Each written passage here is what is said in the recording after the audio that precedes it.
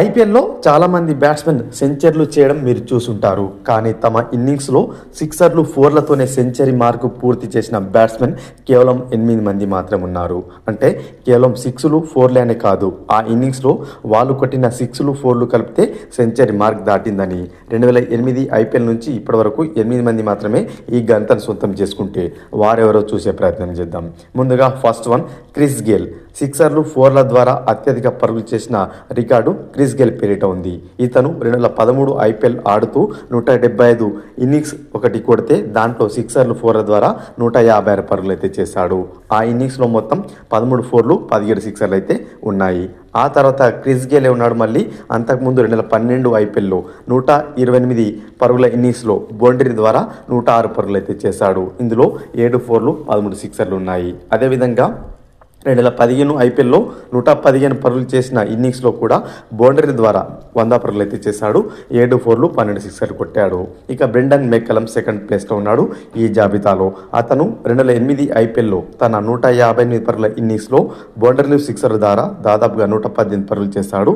KKR తరపున ఆడుతున్న అతను ఆర్సీబీతో జరిగిన మ్యాచ్లో 10 ఫోర్లు, 13 సిక్సర్లు అయితే కొట్టాడు.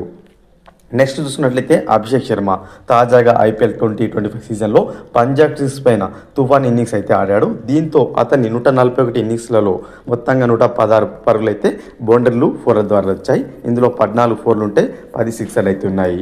ఆ తర్వాత ఏబీ డివిలియర్స్ చూసుకున్నట్లయితే 2016 ఐపీఎల్లో 129 పరుగుల ఇన్నింగ్స్లో 10 ఫోర్లు, 12 సిక్సర్లు అయితే బాదాడు. అలా బౌండరీస్తోనే 112 పరుగులు అయితే సాధించాడు.